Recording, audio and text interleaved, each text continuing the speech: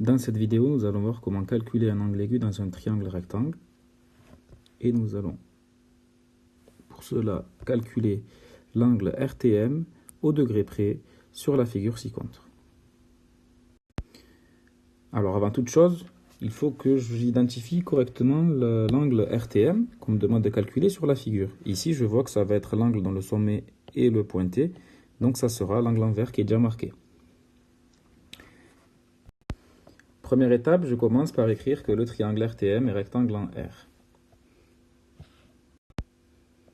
Je peux éventuellement préciser que l'hypoténuse de ce triangle est le segment TM. L'étape suivante, ça va être de déterminer la bonne formule trigonométrique à utiliser. Ici, je vois que je connais la longueur de TM, qui est l'hypoténuse de ce triangle. Je vois aussi que je connais la longueur de RM, qui est le côté opposé à l'angle RTM. Quand je regarde les formules trigonométriques, je vois que quand je connais la longueur du côté opposé et la longueur de l'hypoténuse, je vais pouvoir calculer le sinus de l'angle RTM. En effet, souvenez-vous, moyenne mnémotechnique, Kasotowa, quand je connais la longueur de l'opposé et la longueur de l'hypoténuse, je peux calculer le sinus de cet angle. Étape suivante, je vais donc calculer le sinus de l'angle RTM à partir des formules trigonométriques. Donc je vais écrire donc. Alors les étapes que je fais à partir de maintenant sont par contre importantes sur votre copie. Donc vous voyez que je repasse en noir.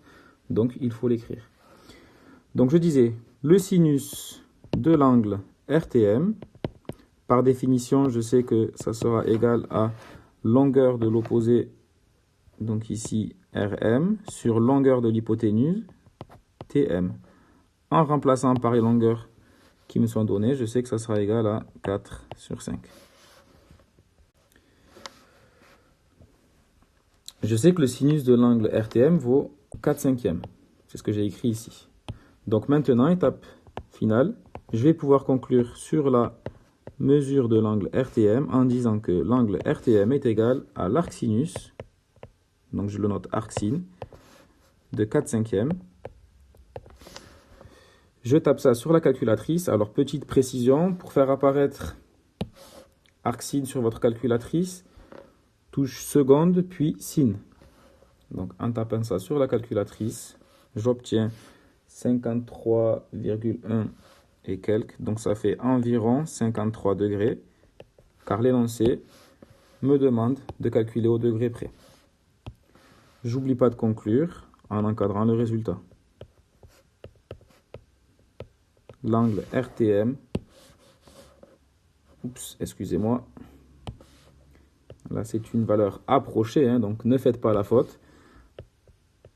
L'angle RTM vaut environ 53 degrés.